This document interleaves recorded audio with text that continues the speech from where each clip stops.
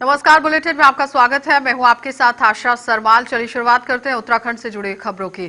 मुख्यमंत्री त्रिवेंद्र सिंह रावत ने आज कोरोना विनर्स के लिए आयोजित वॉकथन और जो कि बैडमिंटन स्पर्धा है उसका शुभारंभ किया है। वॉकथन करने की कोशिश की गई और मुख्यमंत्री आवास में आयोजित कार्यक्रम में मुख्यमंत्री ने वॉकथन को फ्लैग ऑफ किया। उन्होंने कोरोना विनर्स के साथ यहां पर बैडमिंटन का मैच भी खेला, यानी कि कोरोना जो विनर्स हैं उनके साथ आज कवायद ये चलाई गई है। और डबल्स में एक तरफ मुख्यमंत्री और एक कोरोना विनर थे, जबकि दूसरी तरफ सचिव खेल और बीके संत व अन्य कोरोना विनर थे।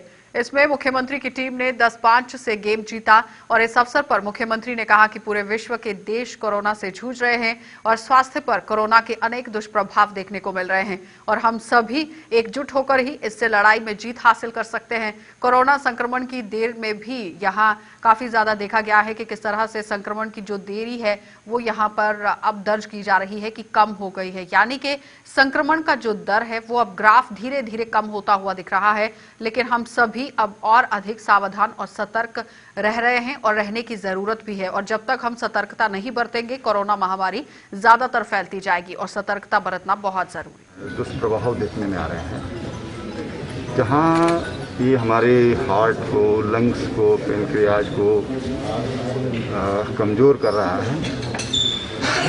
कई जगह ये भी देखा गया कि जो रेटिना है उसको भी नुकसान पहुंचा रहा है, चेहरे पर झुर्रियाँ आ जा रही हैं, तमाम तरह के दुष्प्रभाव इसके दिखाई दे रहे हैं। और बहुत ज़रूरी है कि लोग मानसिक रूप से मजबूत हों। जितने भी कोरोना विनर हैं, पहले हमने जो वॉरियर्स हैं उनके मनोबल बढ़ाने का काम किया।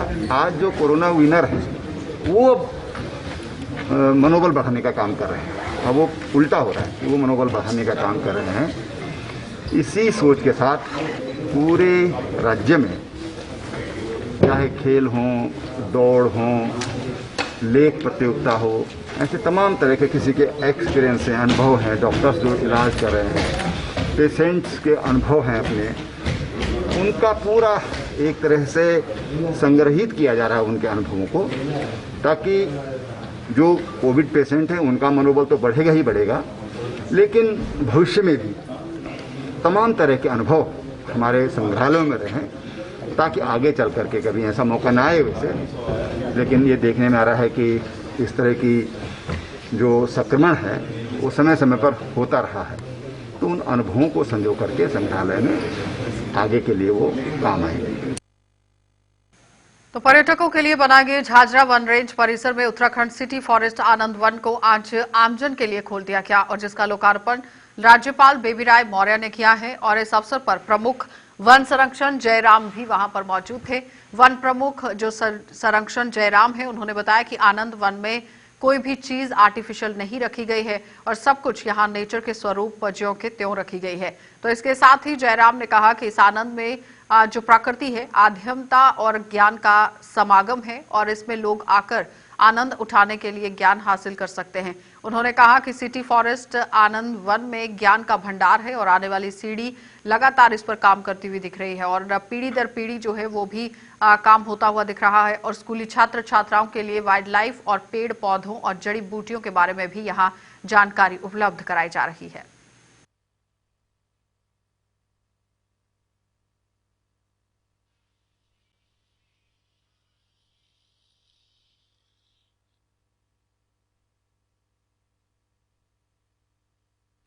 देखिए, ये जो जगह है जिसका नाम ही आनंद वन है, यहाँ पर हमने फॉरेस्ट में लोगों के लिए आनंद की व्यवस्था की है और आनंद की व्यवस्था भी ऐसे कि प्राकृतिक रूप से, आर्टिफिशियलिटी नहीं इसमें रखी गई है। कोशिश की गई है कि नेचर के स्वरूप को ज्यों का त्यों बना के रखा जाए और लोग यहाँ पे आएँ। अगर इसकी मैं एक लाइन में विशेषता बताऊँ तो वो ये है कि एक तो प्रकृति और दूसरा जो है अध्यात्म और तीसरा है ज्ञान। प्रकृति, अध्यात्म और ज्ञान का ये समागम है और इसमें आदमी आकर के नेचर को एंजॉय करे। उसके बाद यहाँ पर जो है स्पिरिचुअलिटी के मोड में जाए, मेडिटेशन करना चाहे। पिरामिड बनाए हैं, एनर्जी पिरामिड बनाए गए हैं और ज्ञान का यहाँ पे बहुत बड़ा भंडार है। ख़ास तौर से जो हमारे आने वाली जनरेशन्स हैं, हमारे बच्चे हैं, स्कूल के छात्र छात्राएँ हैं, उनको वाइल्ड लाइफ के बारे में और उनको जो है तमाम तरह के जो पेड़ों के बारे में, जड़ी बूटियों के बारे में, बहुत सारी चीज़ें उसके बारे में यहाँ समझाया गया है। तो मैं समझता हूँ कि एक लर्निंग के पॉइंट ऑफ व्यू से बहुत ज़बरदस्त एक ये जगह बनी है और उत्तराखंड में अपने आप में यूनिक है। और मैंने तो हिंदुस्तान की भी जगह जगह इस तरह की चीज़ें देखी हैं। तो मेरा ये कहना है कि हिंदुस्तान में भी अगर इसको अव्वल कहा जाए तो अतिशयोक्ति नहीं होगी और ये नंबर 1 ही है मेरे ख्याल से।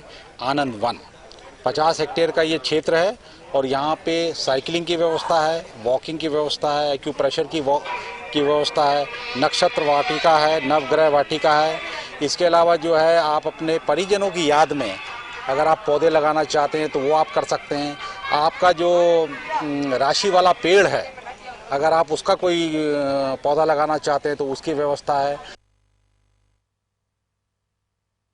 तो कांग्रेस प्रदेश अध्यक्ष प्रीतम सिंह ने काशीपुर का दौरा किया और इस दौरान पीसीसी सदस्य मुक्ता सिंह की अगुवाई में कांग्रेस कार्यकर्ताओं ने कांग्रेस प्रदेश अध्यक्ष का शानदार स्वागत किया।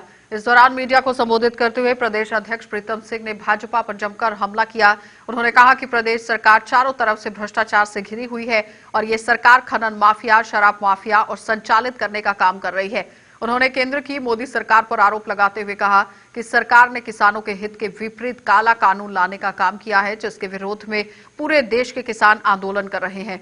वहीं कांग्रेस की पीसीसी सदस्य मुक्ता सिंह ने कहा कि कांग्रेस द्वारा प्रदेश भर में हस्ताक्षर अभियान चलाया जा रहा है, जिसमें पार्टी को किसानों का भरपूर समर्थन मिल रहा है। भारतीय जनता पार्टी के लोगों ने इस प्रदेश के लोगों को गुमराह करने का काम, हर क्षेत्र में उन्होंने बहुत सारे वादे लोगों से किए, लेकिन उन वादों पर सरकार खरी नहीं उतरी। वर्तमान समय में जो खनन का जिक्र आपने किया, निश्चित रूप से कहना चाहता हूं कि आज उस अवैध खनन करने में जो है तमाम भारतीय जनता पार्टी के लोग लाभबद्ध है और अवैध रूप से जिस तरीके से नदियों का दोहन हो रहा है, खनन हो रहा है, मैं समझता हूं कि उत्तराखंड के लोग भारतीय जनता पार्टी के चाल, चरित्र और चेहरे को पहचान चुके हैं। और मेरा तो सीधा सीधा कहना है कि ये सरकार सर से पांव तक भ्रष्टाचार में डूबी हुई है। इस सरकार को खनन माफिया, शराब माफिया संचालित करने का काम कर रहा है। कांग्रेस प्रदेश अध्यक्ष प्रीतम सिंह रुद्रपुर में किसान रैली से लौटते समय कुछ देर गदरपुर में रोके गए और गदरपुर पहुंचने पर प्रदेश सचिव इंद्रपाल सिंह संधू और उनके साथ ही कांग्रेस कार्यकर्ताओं ने कांग्रेस प्रदेश अध्यक्ष का स्वागत किया। और इस मौके पर कांग्रेस प्रदेश अध्यक्ष प्रीतम सिंह ने कहा कि जब तक सरकार किसान विरोधी बिल को वापस नहीं लेती तब तक उनका रोष प्रदर्शन जारी रहेगा।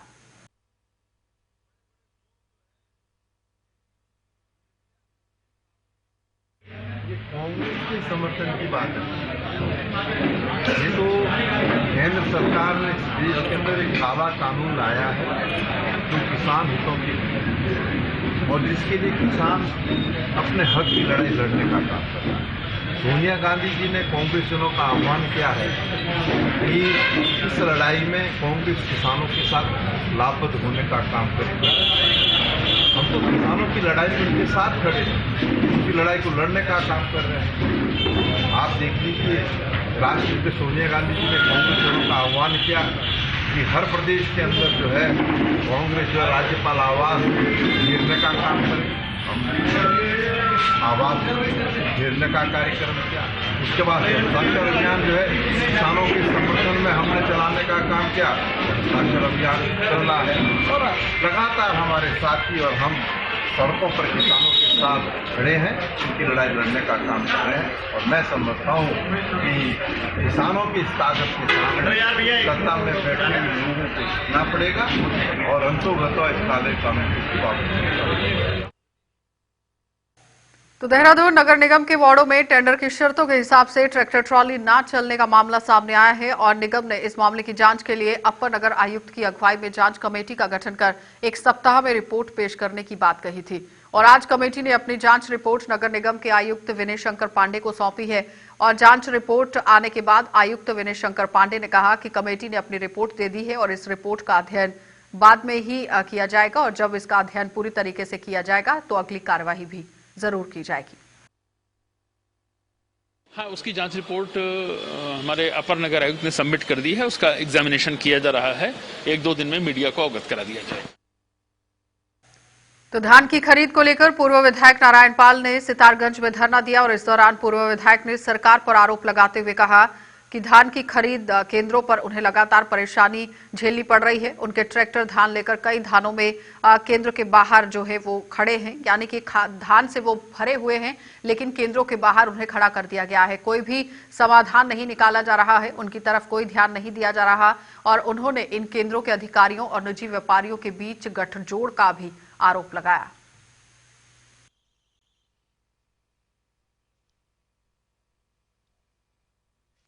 किसानों का जो वाजिब मूल्य है वो सरकार ने लक्ष्य रखा था उसके लिए कि सरकार जो है वो 3 अलग अलग एजेंसी के माध्यम से इनका धान ले लेगी। कोई कष्ट की बात नहीं है, लेकिन इनका धान लिया ही नहीं जा रहा है और लिया नहीं जा रहा है और ये 4-4 दिन से लंबित हैं। इनके ट्रैक्टर ट्रालियाँ खड़ी हैं यहाँ, तो कोई ले नहीं रहा, सुनने वाला कोई नहीं है। मैंने अभी 2:40 में डीएम को बताया था, अभी आरएफसी को भी बताया है। इन्होंने फिर सुबह से ही लिंगर ऑन कर रहे हैं, ये कह रहे हैं अभी करेंगे, लेकिन हो नहीं रहा है। और ये 7 लाख क्विंटल का इनका लक्ष्य था।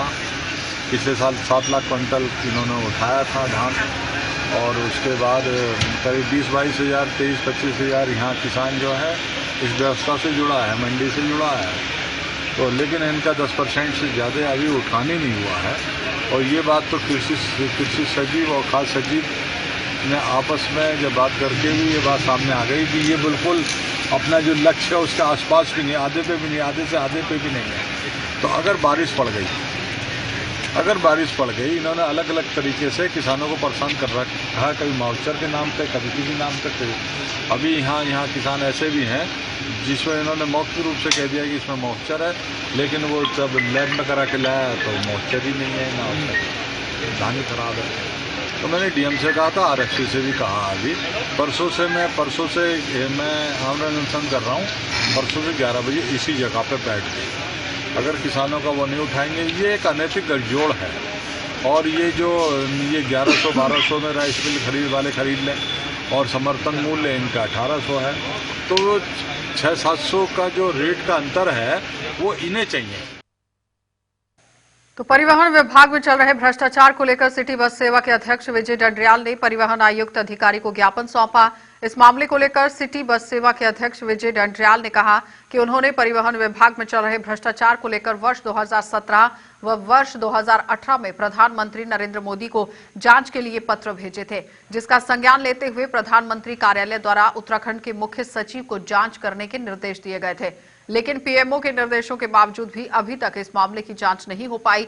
विजय डंडरियाल ने कहा कि इस मामले को लेकर उन्होंने मुख्यमंत्री त्रिवेंद्र सिंह रावत को भी पिछले महीने पूरे प्रकरण के बारे में जांच करने के लिए पत्र भेजा था, लेकिन उन्होंने भी इस मामले पर अभी तक कोई कार्रवाई नहीं की।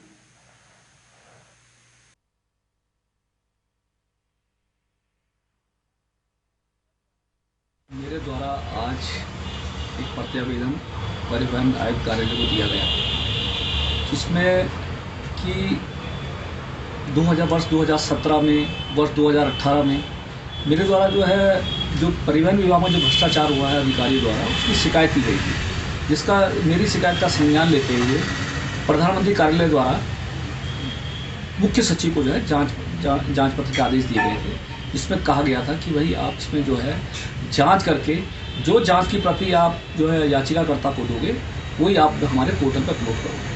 लेकिन 2017 के 2 जांच पत्र, 2018 के 2 जांच पत्रों पे भी जब कोई कार्रवाई नहीं हुई, तो मेरे द्वारा माननीय मुख्यमंत्री जी को इसकी शिकायत की गई। तो माननीय मुख्यमंत्री द्वारा भी 19 सितंबर 2019 को भी परिवहन कार्यालय को एक आदेशित जांच पत्र दिया गया कि भाई आप इस प्रधानमंत्री के जो जांच है उसके पत्रों का उसका संज्ञान लिया जाए और उसमें कार्रवाई की जाए। लेकिन आज 1 वर्ष होने के बाद भी उस जांचों को भी दबा दिया गया। इसीलिए मेरे द्वारा प्रतिवेदन दिया गया कि मैं चाहता हूं इस मामले को लेकर कि परिवहन विभाग इसमें अपने अधिकारी को इसकी जांच करे और जो भी अधिकारी इसे भ्रष्टाचार में लिप्त पाया गया उसके विरुद्ध कार्रवाई करे। तो कहीं ना कहीं जिससे कि उत्तराखंड में जो माननीय मुख्यमंत्री जी द्वारा बार बार कहा जाता है कि जीरो टॉलरेंस की सरकार है, और उसका सार्थक सिद्ध हो सके कि अगर अधिकारियों पर कार्रवाई हो। तो पूर्व मुख्यमंत्री एवं स्वतंत्रता सेनानी पंडित नारायण दत्त तिवारी को उनकी 95वें जयंती एवं द्वितीय पुण्यतिथि पर याद किया गया। काशीपुर में कांग्रेसी द्वारा श्रद्धांजलि कार्यक्रम का आयोजन किया गया, जिसमें कांग्रेस नेताओं और कार्यकर्ताओं के साथ साथ नगर के विभिन्न सामाजिक संगठनों के सदस्यों ने भी दिवंगत नेता को अपने श्रद्धा सुमन अर्पित किए। इस अवसर पर महानगर अध्यक्ष संदीप सहगल ने कहा कि नारायण दत्त तिवारी की दूरगामी सोच वाले नेता थे और उन्होंने अपने कार्यकाल में विकास के पहिए को जाम नहीं होने दिया, आगे बढ़ने की कगार पर लगाया और यही कारण है कि उन्हें विकास पुरुष के नाम से भी जाना जाता है। कार्यक्रम के दौरान पूर्व मंत्री जो कि मुख्यमंत्री हैं नारायण दत्त तिवारी की याद में एक काव्य गोष्ठी का भी आयोजन किया गया।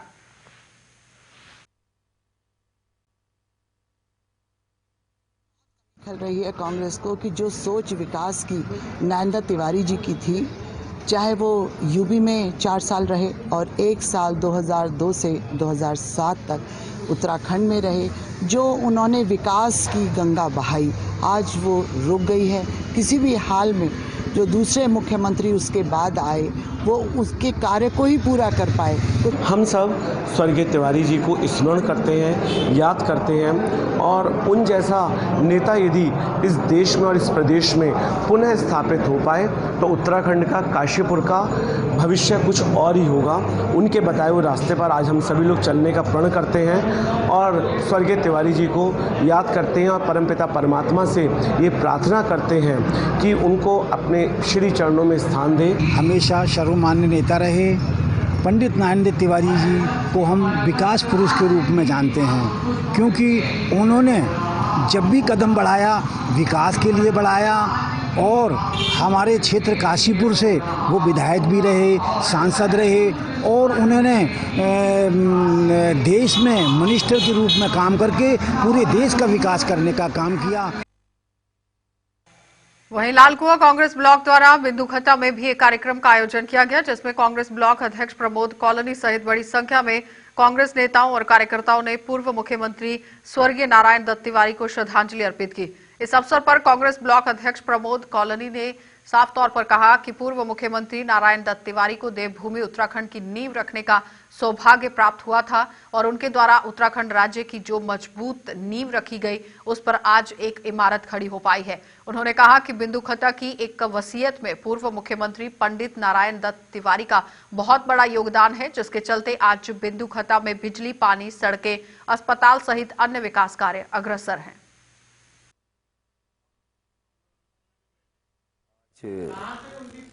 बिंदुखत्ता ब्लॉक कांग्रेस कमेटी के समस्त कार्यकर्ताओं ने हमारे इस प्रदेश के पूर्व मुख्यमंत्री और जो केंद्र में भी विभिन्न पदों में रहे, उत्तर प्रदेश में 4 बार मुख्यमंत्री रहे और विशेष रूप से जो बिंदुखत्ता जब बसा 79-80 में, उस वक्त जो विषम परिस्थितियाँ थी, उस वक्त पंडित नारायण दत्त तिवारी जी का जो योगदान इस बिंदुखत्ता की बसासत में है, आज उन्हीं को याद करते हुए हम लोग यहाँ पर सभी लोग उनको एक जयंती भी मना रहे हैं और एक श्रद्धा सुमन भी अर्पित करते हैं। आज उनका एक यहाँ पर कार्यक्रम यहाँ पर किया गया है और मैं बताना चाहता हूँ पंडित नारायण दत्त तिवारी जी के बारे में। जब बिंदुखत्ता की बसासत हुई थी, विशेष रूप से बिंदुखत्ता वासी शायद उस इतिहास को नहीं भुला पाएंगे।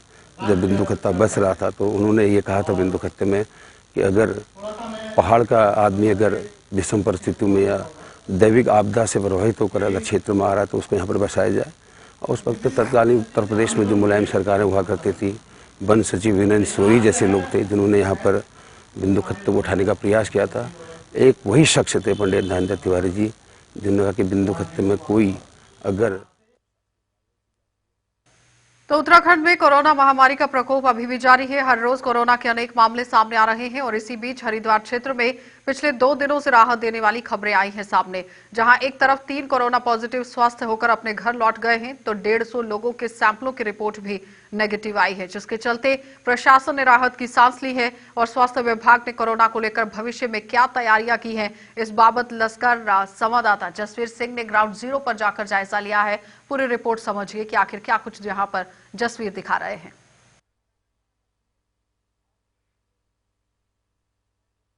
में कोरोना वायरस का कहर थम नहीं रहा है, लेकिन इस बीच जहां हर तरफ से डरावनी खबरें आ रही हैं, वहीं लक्सर क्षेत्र में एक सुखद समाचार रहा है। लक्सर के 3 कोरोना पॉजिटिव की रिपोर्ट जो है नेगेटिव आ गई है, यानी कि जो कोरोना महामारी जिनमें पुष्टि हुई थी उन लोगों को आइसोलेट किया गया था, अब वो ठीक होकर के घर लौट गए हैं। तो कहीं ना कहीं ये एक अच्छी खबर है। और साथ में स्वास्थ्य विभाग द्वारा जो आगे की प्रक्रिया है उसे और तेज कर दिया गया, यानी कि जो लोगों को क्वारंटीन किया गया था उनके सैंपल लेने का काम भी तेजी से बढ़ा गया है। साथ में जो गाँव क्वारंटीन किए गए हैं यानी कि सील किए गए हैं उन गाँवों में एक तरफा थर्मल स्क्रीनिंग के साथ साथ में लोगों को अवेयर भी किया जा रहा है, साथ में सैनिटाइज भी किया जा रहा है। इस पूरे इलाके को सैनिटाइज करने के बाद स्वास्थ्य विभाग अब बॉर्डर पर खास निगरानी रखेगा, यानी कि जो लक्सर क्षेत्र से उत्तर प्रदेश के 2 बॉर्डर हैं, एक खानपुर बॉर्डर है, दूसरा बालावाली, इन बॉर्डरों पर भी कहीं ना कहीं मौके पर ही बाहर से आने वाले लोगों की स्वेट सैंपल लिए जाएंगे ताकि कोरोना वायरस को क्षेत्र में जाने से पहले ही रोक दिया जाए। और ऐसे लोग जिनमें सिम्टम्स दिखाई दे रहे हैं उन्हें मौके पर ही क्वारंटीन या फिर अलग से यानी कि फैसिलिटी क्वारंटीन किया जाए, और जिन लोगों में कोरोना की पुष्टि होगी उन्हें कोरोना अस्पताल भेजा जा सके। तो इस कवायद के साथ साथ प्रशासन ने भी अब कहीं ना कहीं सख्ती बढ़ा दी है। आज पुलिस प्रशासन द्वारा क्षेत्र में जागरूकता अभियान चला गया है और लोगों को अवेयर किया गया है कि जो लोग मास्क का प्रयोग नहीं कर रहे हैं वो सरकारी एडवाइजरी का उल्लंघन कर रहे हैं, लिहाजा मास्क का प्रयोग करें, सोशल डिस्टेंसिंग बना करके रखें और जो नियम लागू किए गए हैं उन सबको फॉलो करें, अन्यथा उनके खिलाफ सख्त कार्रवाई की जाएगी। जसप्रीत सिंह 24 लक्सर। तो उत्तराखंड के पुश्तैनी वन अधिकार को बहाल करने और बिजली, पानी और गैस सिलेंडर मुफ्त देने के लिए यहां पर मुफ्त देने की बात हो रही है। मुफ्त देने की मांग को लेकर कांग्रेस कार्यकर्ताओं ने नई टिहरी में प्रदर्शन किया। इस दौरान कांग्रेस कार्यकर्ताओं ने बिजली पानी के बिल यहां जला दिए और प्रदर्शन की अगुवाई कांग्रेस के संजेशक जो है वो पूर्व कांग्रेस प्रदेश अध्यक्ष हैं किशोर उपाध्याय, वो कर रहे थे।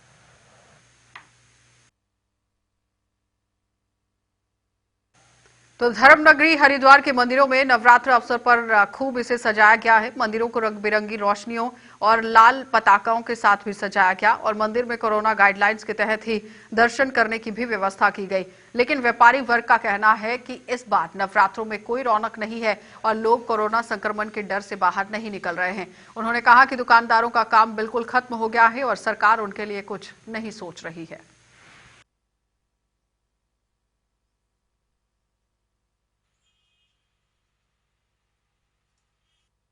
इसमें काम तो बिल्कुल ख़त्म हो गया। दुकानदार वर्ग हो या व्यापारी वर्ग हो, लोग आत्महत्या कर रहे हैं। न्यूज़ चैनल, समाचार पत्रों के माध्यम से सबको दिखाई दे रहा है।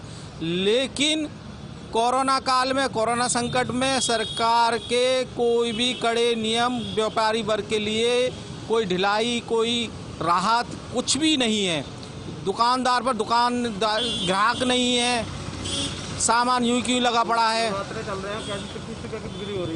भीड़ भाई साहब 2-2 हज़ार रुपये इकट्ठे करने भारी हो रहे हैं। व्यापारी का पैसा नहीं दे पा रहे, माल उधार आ रहा है, व्यापारी चांद पे खड़ा हुआ है, सारा सामान यूं क्यों लगा पड़ा है, कहीं दिखाई दे रहा है, कोई रौनक दिखाई नहीं दे रही, ग्राहक निकल नहीं रहा डर की वजह से। तो शारदीय नवरात्रि का दूसरा दिन भी देहरादून में मंदिरों में काफी ज्यादा सुगबुगाहट वहां पर देखी गई है। मंदिरों में तांता भी देखा गया है, लेकिन इक्का दुक्का ही श्रद्धालु जो हैं वो इस बार देखे गए हैं, क्योंकि पहले यहां रश रहता था और सुबह से ही मां के भक्तों के आने का जो आरंभ सिलसिला है वो देखा गया। इस दौरान श्रद्धालुओं ने मां ब्रह्मचारिणी की पूजा अर्चना की और परिवार और देश की खुशहाली की भी कामना की गई। तो रुड़की में हजरत मखदूम और अलाउद्दीन अली अहमद साबिर पाक रहमतुल्लाह अलैह के 752वें उर्स की तैयारियां जोरों पर चल रही हैं और एसपी देहात ने पुलिसकर्मियों के साथ ब्रीफिंग करते हुए हिदायत दी है। पूरी तरह से ब्रीफ किया गया कि उर्स में बाहर से आने वाले सभी जायरीनों के साथ सेवा भाव व्यवहार करते हुए दरबार में हाजिरी लगाने दी जाए और बिना मास्क के किसी को भी भीतर आने की इजाजत नहीं है। उन्होंने स्थानीय लोगों से भी अपील की कि वो इस उर्स में सहयोग प्रदान करें कि जिस तरह से एसओपीज का पालन बताया गया है उसी तरह से किया जाए। इसको लेकर पुलिस बल की ब्रीफिंग की गई है, जिसमें उन्हें निरंतर एसएमएस को अपनाने, सोशल डिस्टेंसिंग, मास्क और सैनिटाइजर का इस्तेमाल सुनिश्चित करने, साथ ही यहाँ जो जायरीन आएंगे उनके साथ अच्छे से पेश आने, साथ ही उन्हें निरंतर सेवा भाव से अपनी ड्यूटी करने के लिए सेंसिटाइज किया गया। ये अपेक्षा की गई कि वे इस उर्स को सकुशल संपन्न कराने में अपना सकारात्मक योगदान देना सुनिश्चित करेंगे। इसमें 4 जोन मुख्य रूप से हैं और 5वें जोन में जैसी आवश्यकता होगी उसके हिसाब से ड्यूटी का डिप्लॉयमेंट किया जाएगा। फिलहाल जैसे जैसे जायरीनों की संख्या में वृद्धि होगी उसके हिसाब से ड्यूटी पॉइंट्स में वृद्धि की जाएगी। चलिए, बुलेटिन में फिलहाल इतना ही। देश और दुनिया की खबरों के लिए आप बने रहिए JK24/7 न्यूज के साथ।